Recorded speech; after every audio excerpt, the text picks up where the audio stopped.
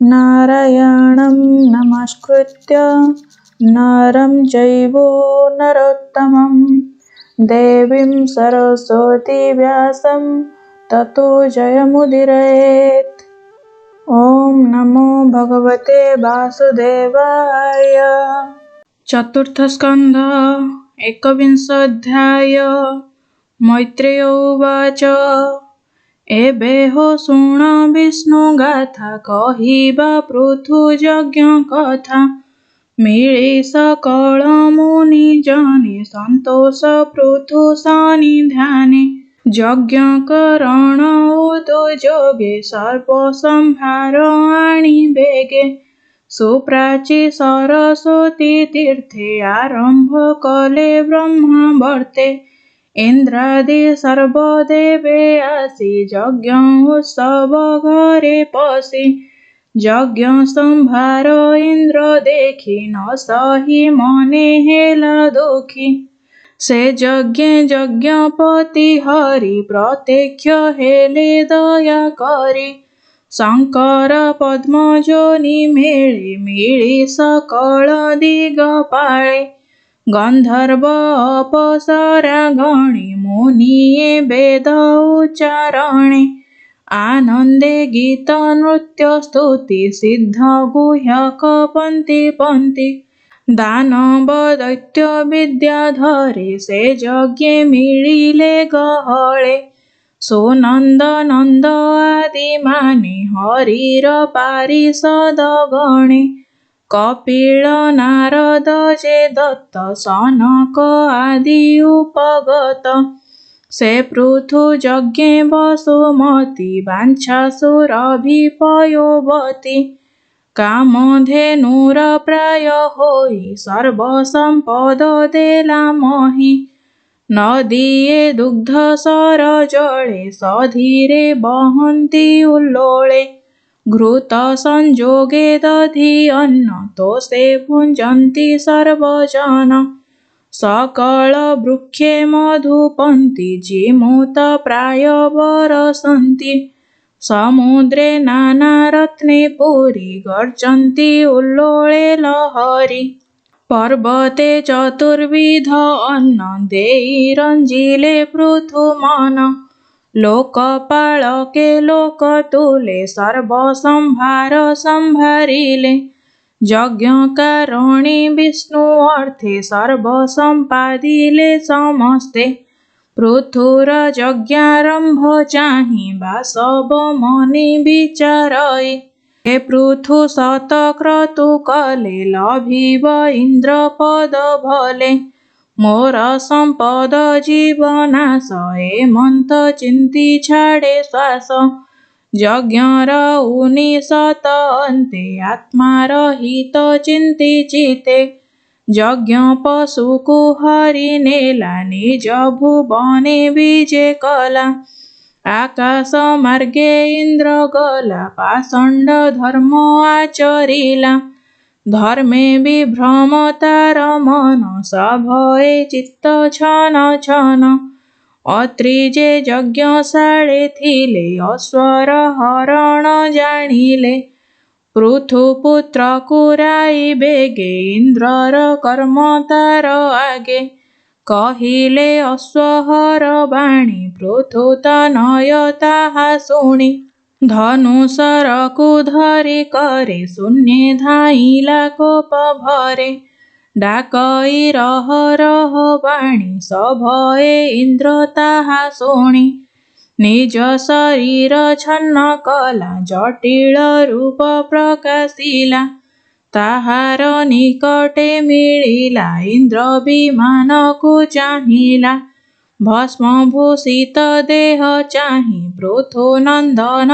विचारई जटिल भस्म एहा गात्रे एहाकु मारिबि केमन्ते एमंत मने विचारिला इंद्र को बाण न छाड़िला तार रहिबा पथ देखी अत्रि यज्ञशाळ उपेक्षी डाकन्ति मार मार बेगे ता शुणी इंद्र शून्य मार्गे भये चाहई दश दिशे स्वभावे केही नाही पासे। मने विचारे सचिपति किया जो होइला दुर्गति। बोलन्ति अति बेगे मार स्वभावे यज्ञ अश्वचोर। एमन्त अत्रिर वचन शुणन्ते पृथुर नन्दन। धामई अति कोप करी हस्तिकी जे सने केसरी। बासव देखिता बदन अश्वकु छाड़ी अंतर्ध्यान। रहिला शून्य मार्गे जाई पृथु नन्दन विचारई। अश्वकु घेनी महारोषे इंद्रकु चाहे दश दिशे। न देखी पुणी यज्ञ स्थाने मिलिला अत्रि सन्निधाने। अश्वर रज्जु करे धरी अत्रि चरणे नमस्कारी। तार अद्भुत कर्म देखी मुनिये नाम उपलखी। विष्णु चारि पुण्य धाम देले ता विजिता स्वनाम। एमन्ते रजनी प्रवेशे इंद्र मिलिले यज्ञ देशे। देखिला केही नाही पासे से पूर्ण मनर हरसे। यज्ञर जूप तळु छन्ने हरिला सुवर्ण रसने। विचारी अंधकार छळे अश्वकु पुणी नेला बळे। अत्रि देखन्ते शून्य मार्गे त्रासे पळाए इंद्र वेगे। विजिता स्वर मुख चाहि बोलई अश्व आण जाई। ता शुणी हस्ते धनु धरी धाइला घोर नाद करी। आहे दुर्मती मंद चोर किंपा तो एमंत विचार। डाकई रह रह बाणी तार वचन इंद्र शुणी।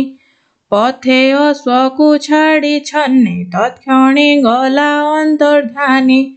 पुणी से अश्व धरी करे बेगे मिलिला यज्ञ घरे। अश्व चोरान्ते इंद्र पथे छळे धइला रूप जेते।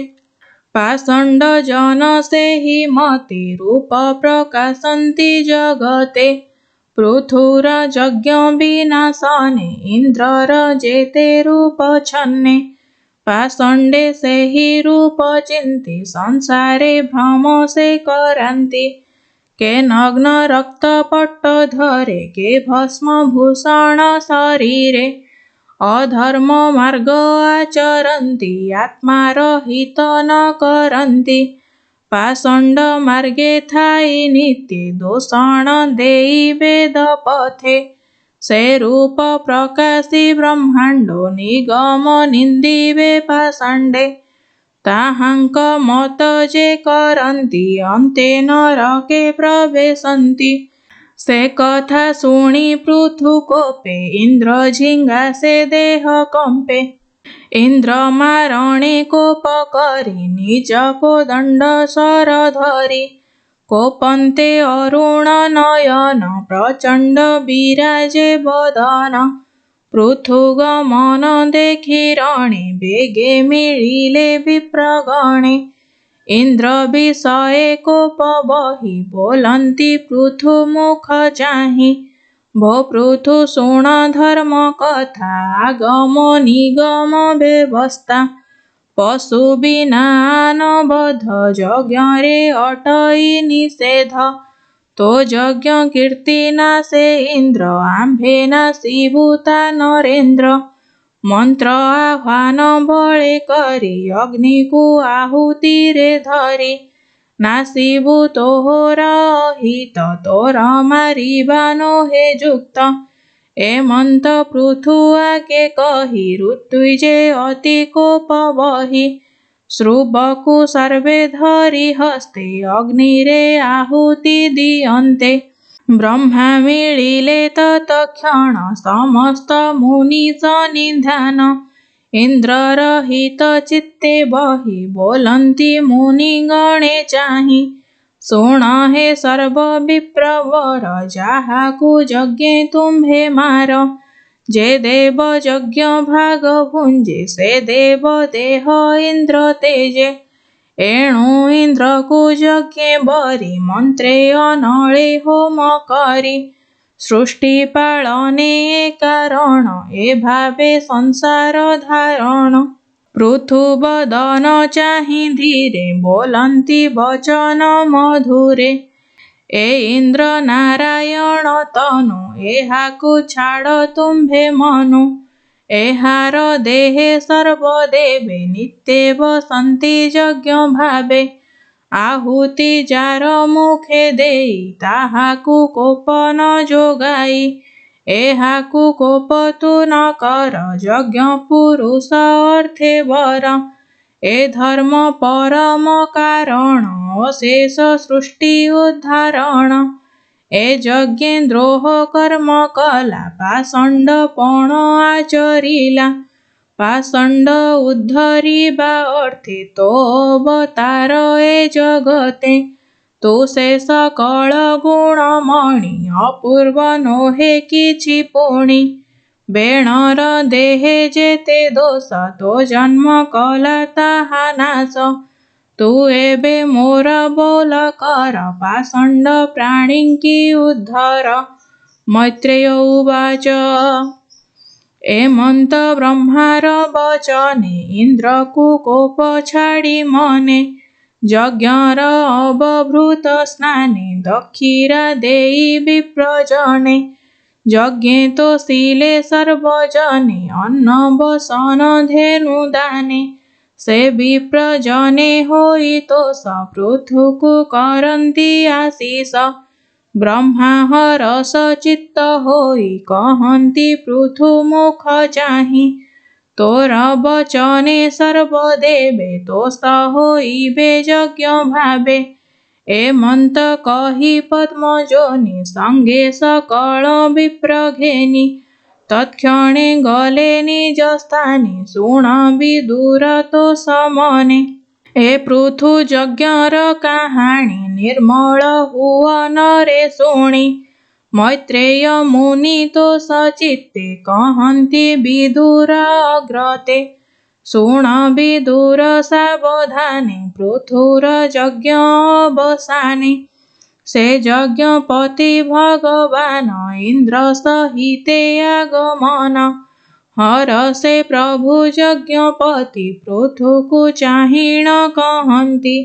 ଭଗବାନ ଉବାଚ ଶୁଣଃ ପୃଥୁ ନୃପନାଥ ଇନ୍ଦ୍ର ଯେ କଲା ଯଜ୍ଞେ ଘାତ। ସେ ଅପରାଧ ଖଣ୍ଡିବାକୁ ଏବେ ଅଇଲା ତୁମ୍ଭଠାକୁ। ତୁମ୍ଭେ ଯେ ସାଧୁ ନୃପବର ଏହାର ଦୋଷ କ୍ଷମା କର। ଏ ଲୋକେ ସାଧୁ ଯେ ଅଟନ୍ତି ସେ ଦ୍ରୋହ କର୍ମ ନ କରନ୍ତି।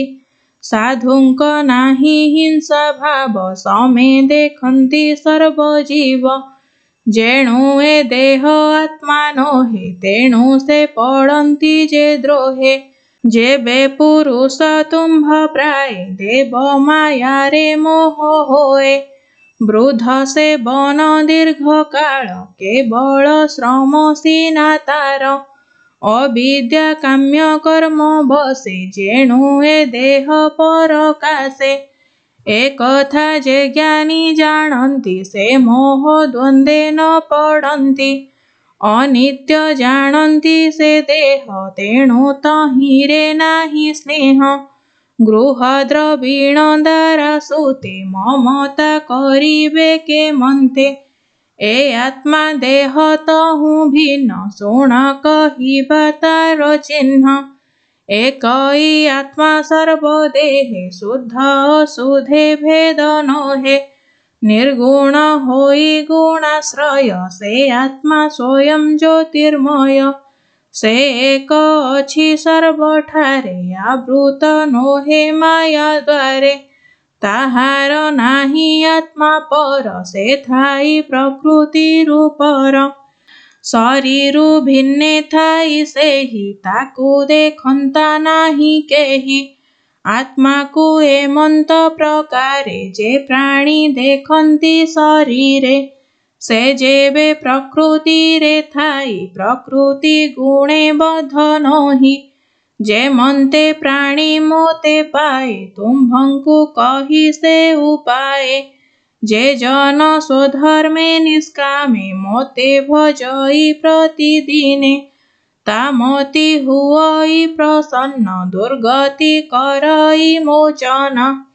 ମନ ପ୍ରସନ୍ନ ଯାର ହୋଇ ସେ ପ୍ରାଣୀ ଗୁଣ ପ୍ରତେଜଇ।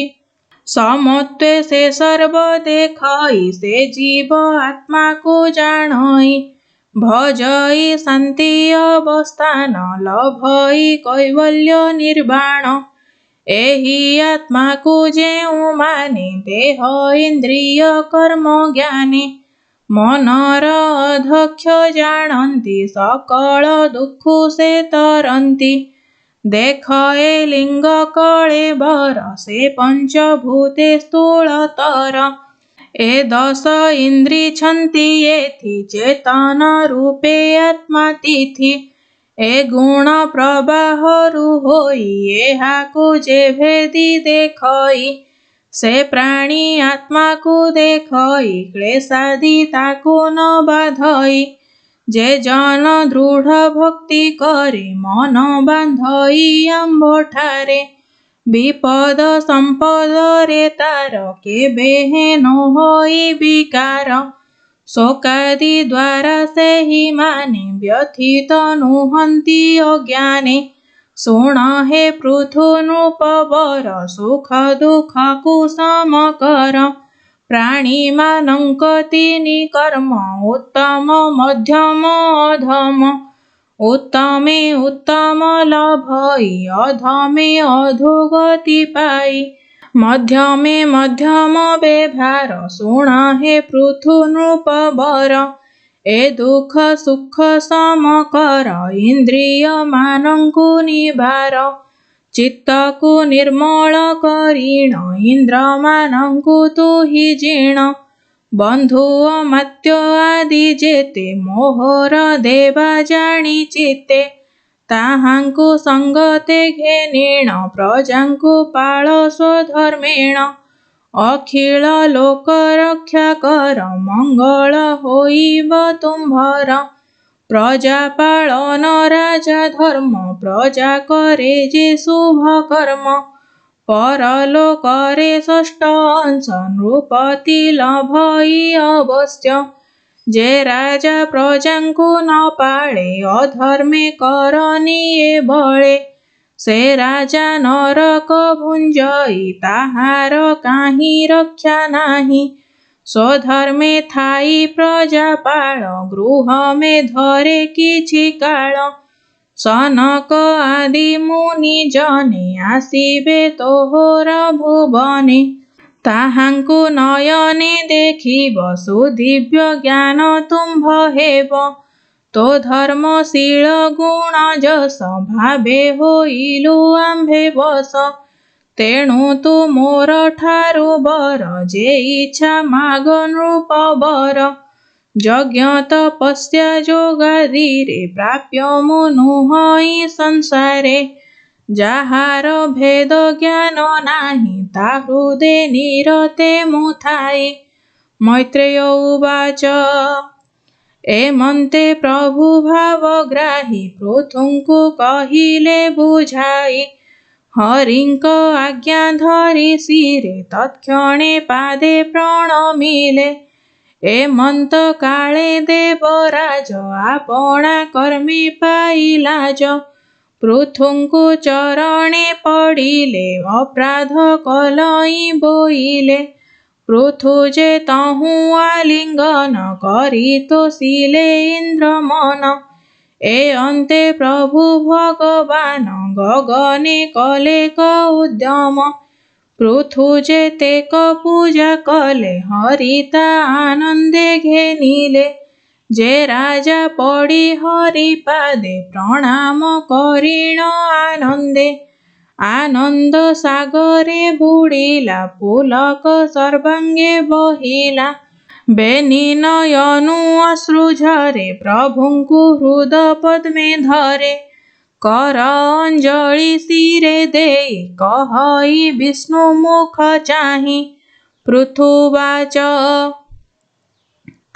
हे प्रभु वरद ईश्वर पंडिते न मागिबे वर जे व्यक्ति ज्ञानी होइथिब भोग विलास न मागिब आज्ञा जे देले वर घेन बरे मो नाही प्रयोजन वर घेनन्ति भोग पाई से भोग नरके कहीं नाही कैवल्यनाथ तोते पाई के भोग वांछा ज्ञानी होई अपरे मोक्ष धर्म सार तहिरे वांछा नाही मोर तो पाद पद्म मकरंद अति रसाळ सुगंध तुम्भर गुण भक्त माने स्मरन्ति नित्य रात्र दिने तुम्भर गुण कीर्तिमान निरते थाउ मोर कर्ण से जस श्रवणे मो इच्छा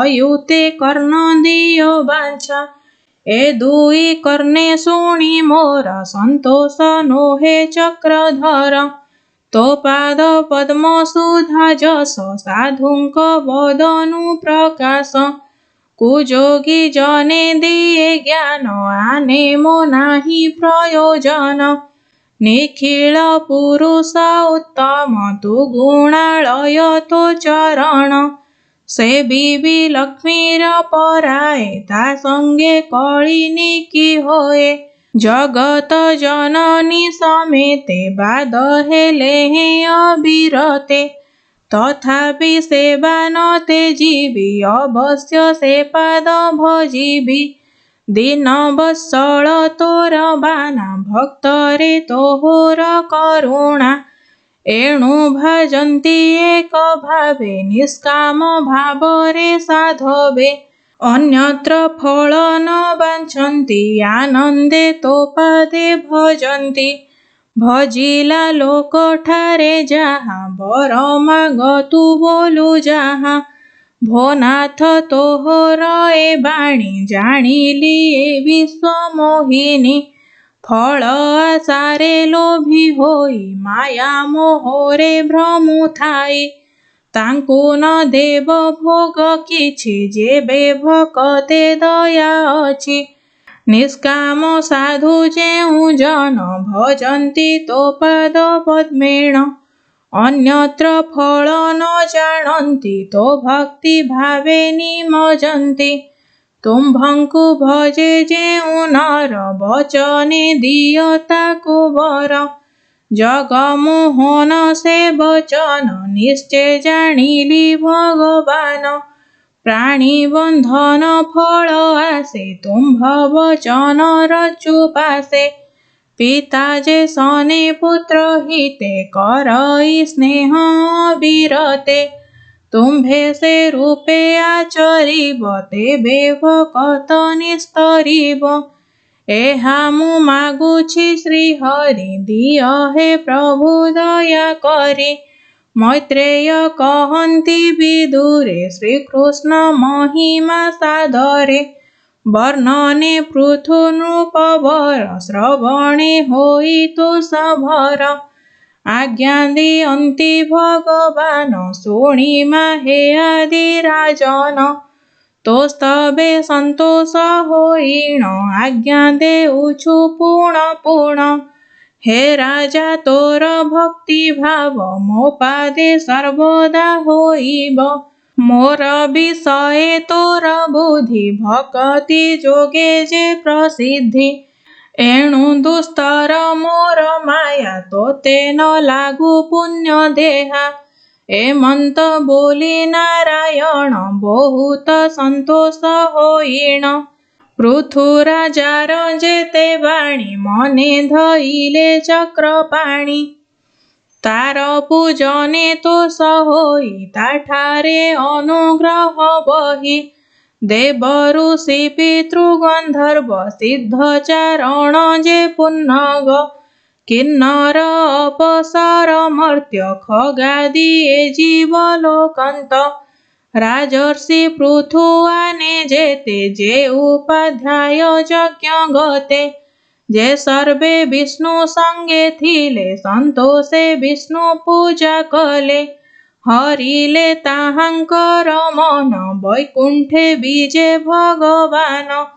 गरुड़ पृष्ठे विजे कले समस्त देवे देखुथिले अदृश्य हेले भगवान पुणी न मिले देवगण इंद्रादि सर्वदेवगण आभर ऋषि पत्नी मान पृथुंकु आलिंगन करी गले से जे जाहार पुरी से पृथु तांकु नमस्कार करिण गले निज पुर ए विष्णु पृथुर संवाद शुणन्ते न लागे प्रमाद सुजन जने शुण एहा जेबे तरिब विष्णु माया कहन्ति मैत्रेय ऋषि शुण विदुर कुरुवंशी पृथुवी जये निज पुर से पुर अत्यंत सुंदर मुकुता माळ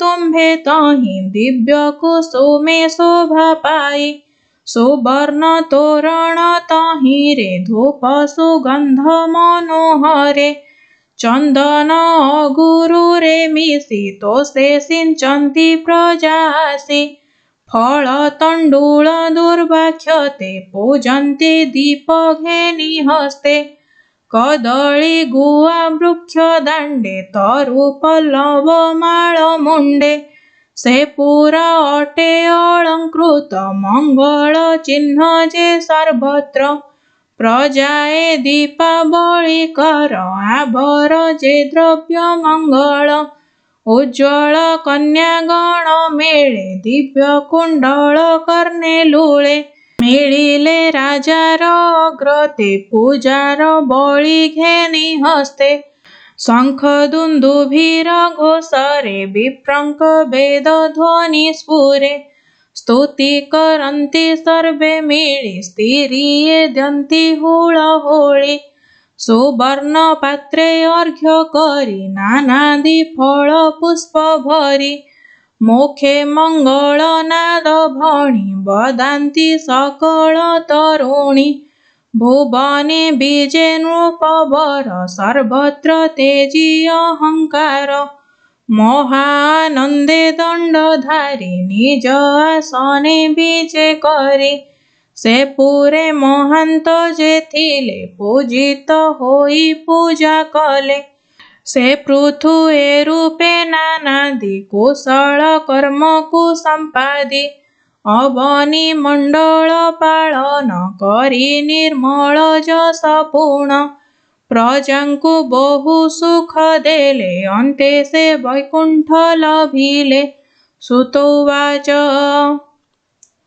कहन्ति सुत पौराणिक शुण हे मुनि सौनक से आदि राजा पृथु जस अशेष गुण जे प्रकाश से जस महाभागवत विदुर शुणि कृत कृत्य मैत्रेय मुनिंकु पूजिण पुच्छई पडिण चरण विदुर उवाच से पृथु विप्रंकरे बरी राज्ये होइले दंडधारी अशेष देवगणंकर पूजा पाइले नृपवर विष्णुर अंश धरी तेजे भूमि दुहिले बेनि भुजे जार विक्रम अवशेष उचिष्ट भुंजन्ति नरेश ए लोकपाल आदि जेते अद्यापि अछन्ति निश्चिन्ते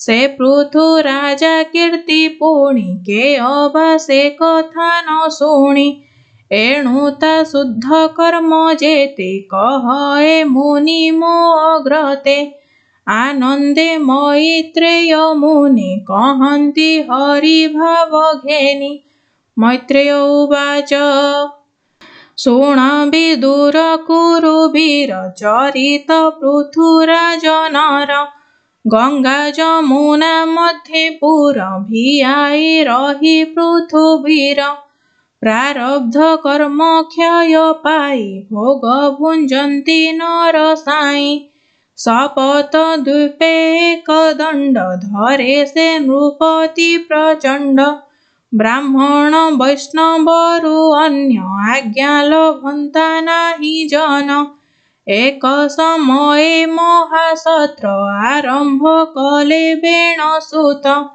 तहि प्रवेश देवगण देवर्षि राज ऋषिमान जे योग्य जे मंत पूजा को से रूपे पूजी पृथु तांको भियाई तहि महासभा राजा तुरीते हेले उभा उठेण सर्वदिग चाहे नक्षत्रे जेह्ने इंद्र सोहे गौर कांति मनोहर सुंदर बदन मंडल लंब पृथुल बेनि भुज पद्म अरुण चक्षु तेज सोनासा मुख दंत पंक्ति स्मित धरे शोभावती विस्तार वक्ष कम्बुग्रीव सुंदर विशाल नितंब उदरे त्रिबली विराजे अस्वस्थ पत्र शोभगंजे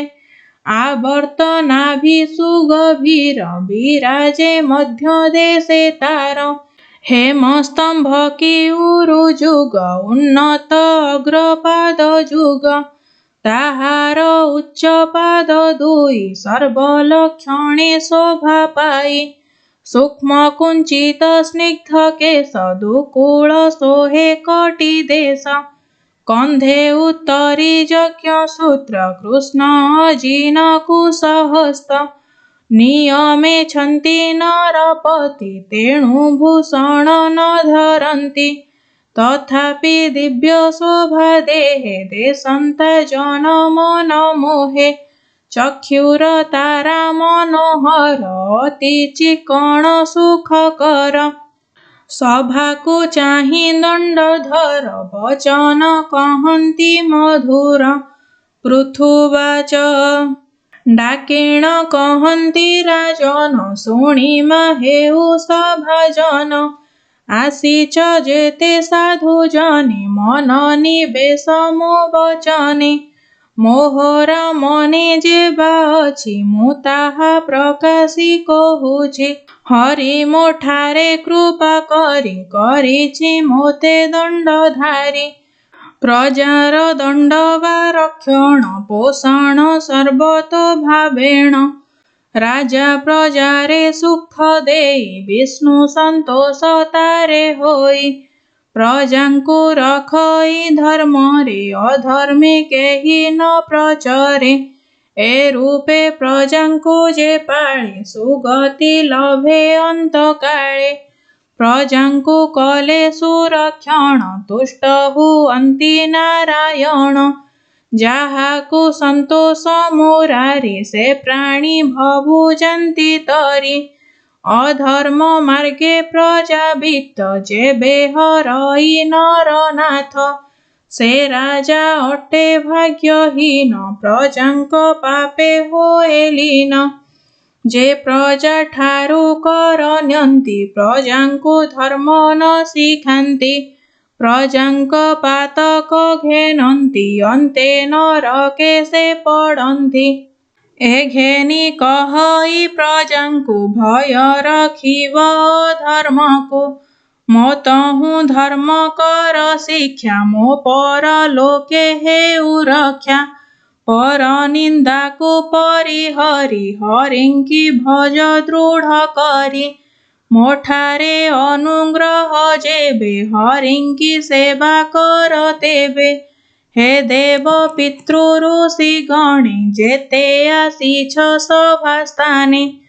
सकले अनुमति कर प्रजांकु शिक्षा दिय मोर बोलिब अबा किंपा कर्म करिबु हरि समर्पण शुण एथकु मोर गिर हे मान्य जने होई स्थिर वेद आज्ञारे कर्म करि दियन्ति तार फल हरि परमेश्वर यज्ञपति उत्तम जनक संपत्ति ଅଛଇହ ପରେ ଜାଣ ବିଚିତ୍ର ଭୋଗ ସ୍ଥାନ ମାନ।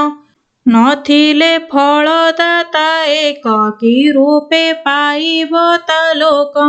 ବୋଲିବ ଅବା ଏଥି ପୁଣ ବିଚିତ୍ର ସ୍ୱକର୍ମ କାରଣ।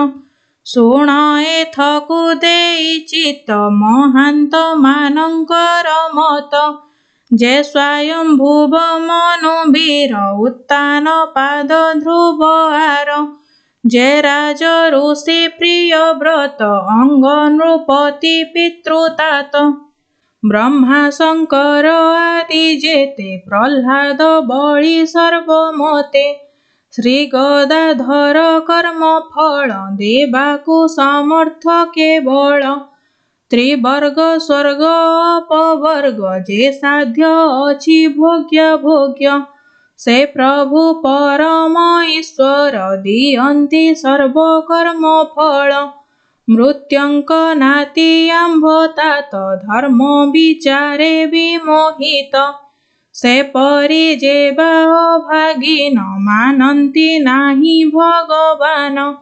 ହରି ଚରଣ ପଦ୍ମ ଜାତ ସରିତ ପରାଏ ସାକ୍ଷାତ। ତାର ଚରଣ ସେବା ରୁଚି ସକଳ ଜୀବେ କରି ସୂଚି। ଦିନକୁ ଦିନ ବୃଦ୍ଧି ପାଏ ମନର ମଳ ନାଶ ଯାଏ। ମନର ମଳ ନାଶ ଗଲେ ବୈରାଗ୍ୟ ବିଜ୍ଞାନର ବଳେ। ଲଭି ଶ୍ରୀ ହରି ପାଦ ମୂଳ ନ ପାଏ ପୁଣ ଏ ସଂସାର। ଏ ଘେନି ସର୍ବେ ହରି ଭଜ ବିଷୟ ବାସନା ପ୍ରତେଜ। ଏଣୁ ଯାହାର ଯେଉଁ ବୃତ୍ତି ସେ ମାର୍ଗେ ଥାଇ କୃଷ୍ଣ ଭକ୍ତି। କାର୍ଯ୍ୟକ୍ରମ ମନ ବଚନ ନିଷ୍କପଟରେ ହୋଇ ଲୀନ। ପାଦ ପଦ୍ମରେ କରି ଧ୍ୟାନ ସନ୍ତୋଷ ଲଭେ ଭଗବାନ। ତାହାଙ୍କ ଚରଣ ଅମ୍ବୁଜ ଅଶେଷ କାମ ଲାଭ ବୀଜ। କପଟ ଭାବ ପରିହରି ହେବା ଯେ ମନ୍ତ ଅଧିକାରୀ। ଆପଣା ବର୍ଣ୍ଣାଶ୍ରମ ମତେ ହରିଙ୍କି ଭଜ ଅବିରତେ। ଏ ଯେ ଈଶ୍ୱର ଭଗବାନ ବିଶେଷେ ବିଜ୍ଞାନରେ ଘନ। ଗୁଣ ବିହୀନ ସେହୁ ଯେବେ ତଥାପି ନାନା ରୂପ ଲଭେ। ନାନା ବିଶେଷଣ ସେ ହୋଇ ଯଜ୍ଞ ପୁରୁଷ ସେ ଅଟଇ। ନାନା ପ୍ରକାରେ ଦ୍ରବ୍ୟ ଗୁଣ କର୍ମ ତନ୍ତ୍ରେ ଜାତ ହୋଇଣ। ଶୁଣ ହେ ସର୍ବସଭାଜନ ଯଜ୍ଞ ପୁରୁଷ ବିଷ୍ଣୁ ଜାଣ। ଯେ ହୋମ ଦ୍ରବ୍ୟ କ୍ରିୟା ଗୁଣ ଅବଘାତାଦି ମନ୍ତ୍ର ପୁଣ। ଅଙ୍ଗ ସାଧ୍ୟ ଯେ ଉପକାର ସଂକଳ୍ପ ପଦାର୍ଥର ସାର। ଜ୍ୟୋତିଷ୍ଠୋମାଦି ନାମ ଧରି ପ୍ରକାଶେ ଯଜ୍ଞ ରୂପେ ହରି। ଯଜ୍ଞରେ ଯେ ବା ଫଳ ହୋଏ ସେ ଫଳ ତହୁଁ ଭିନ୍ନ ନୋହେ। ଯେ ଦେହେ ଚେତନା ରୂପରେ ଅଛନ୍ତି ସକଳ ଶରୀରେ। ଯେହ୍ନେ ଅନଳ ସମିଧରେ ଏକ ସେ ନାନା ରୂପ ଧରେ। ସେ ରୂପେ ହରି ଦେହେ ଥାନ୍ତି କର୍ମର ଫଳ ସେ ଭୁଞ୍ଜନ୍ତି। ସେ ହରି ସର୍ବଗୁରୁ ପର ସର୍ବଦେବତା ଅଧୀଶ୍ୱର। ଯେ ପ୍ରାଣୀ ସେ ପାଦେ ଭଜିଲା ସେ ମୋତେ ଅନୁଗ୍ରହ କଲା। ମୋର ସମ୍ବନ୍ଧୀ ଯେତେ ଜନ ହରିରେ କର ଆରାଧନ। ଯେ ଦୃଢ଼ ଭକ୍ତିରେ ପୂଜିବ ମୋତେ ବହୁତ ସୁଖ ଦେବ। ରାଜକୁଳରେ ଯେତେ ଜନ ତେଜ ବଳରେ ବଳୀୟାନ। ବ୍ରାହ୍ମଣ ବୈଷ୍ଣବ କୁଳରେ ଦ୍ୱେଷ ନ କରିବ ମନରେ। କ୍ଷମା ତପସ୍ୟା ବିଦ୍ୟା ବଳେ ଉଜ୍ଜ୍ୱଳ ଯେଉଁ ଦ୍ୱିଜ କୂଳେ। ଅପରେ ମହାସାଧୁ ଧୀରେ ବିଷ୍ଣୁଟି ଦେବତା ଯାହାରେ। ସେ କୂଳେ ପ୍ରଭୁ ପଣ କଲେ ପ୍ରମାଦ ପଡ଼ଇଟି ଭଲେ। ब्राह्मण वैष्णव पादे सेवा करिण अप्रमादे विष्णु लभिले महालक्ष्मी जे जस संसारे रहिछि ब्राह्मण पादे सेवा कले विष्णु संतोष हेबे भले एणु सकल प्राणी माने मान्य करिबे विप्रजने हरि भुजादि देव माने ताहांक मुख विप्रजने एणु विप्रंकु सेवा कले आश्रमे मोक्ष लभे भले ब्राह्मण देवंकर मुख तांक भोजने जेउ सुख से सुख हरि आस्वादन्ति यज्ञे से सुख न पावन्ति एणु विप्रंकु भुंजाइले सकल यज्ञ फल मिले चेतना रहित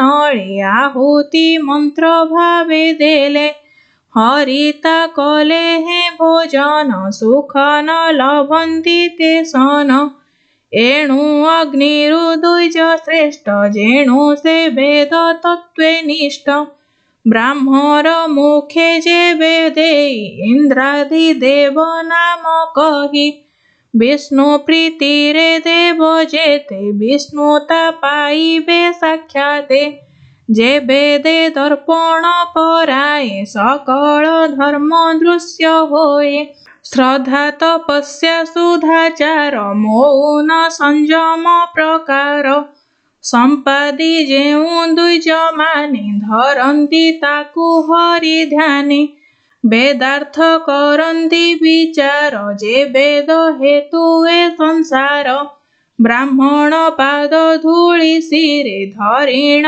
थाई तत्परे जे प्राणी नित्य बहे पाप न रहे तार देहे तार कलुष बेगे नासे सकल गुण तार पासे एणु विप्रंक पादर जे किरीट अग्र मोर राजे जे जन गोबी प्रभजई ता पछे सर्वगुण थाई विष्णु जे ताहारे संतोष अधिक किबा गुण जस गोविप्र विष्णुंक किंकरे प्रसन्न हुंतु मोर ठारे मैत्रेय उवाच एमंत कहूँ पृथुराय पितृदेव द्विज समूहे सकले कले साधु बाणी से सभा मध्ये जेते प्राणी कहन्ति पृथुंक अग्रते तुम्भे हे धन्य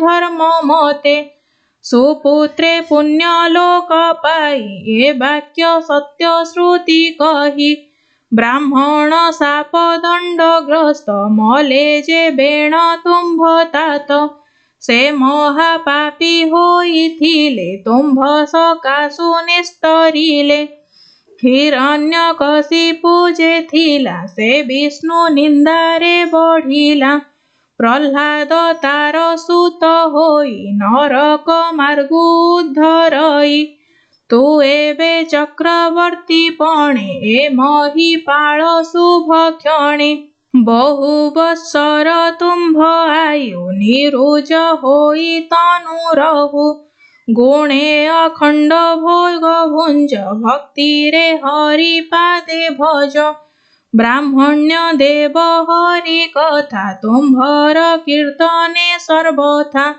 एणु आंभर तुम्भे नाथ तुम्भरे होइलु कृतार्थ आंभंकु तुम्भे निस्तारिल हरिंक महिमा कहिल अनेक पुण्य करिथिलु तेणु तुम्भर प्रजा हेलु से माने महत अटंती तांक चरित एहि मति प्रजांकु द्यंती धर्म शिक्षा जेणे हुई सर्वरक्षा आंभे अज्ञाने भ्रम अति आंभंकु देई दिव्य गति ए घोर तमु निस्तारिल हरि भजन शिक्षा देल नरक मार्गे पड़िथिलु तो अंगु मुक्ति होइलु हे शुद्ध सत्व पुण्य व्रत तुम्भंकु आंभ प्रणमित। तुम्भे जे जगत ईश्वर तुम्भ चरणे नमस्कार। एमन्ते पृथुर चरणे प्रणाम कले प्रजागणे। मैत्रेय विदुर संवाद शुणन्ते न लागे प्रमाद। बोलई दास जगन्नाथ चतुर्थे पृथुर चरित। इति श्रीमद्भागवते महापुराणे पारमहंस्यां संहितायां चतुर्थस्कन्धे एकविंशोऽध्यायः।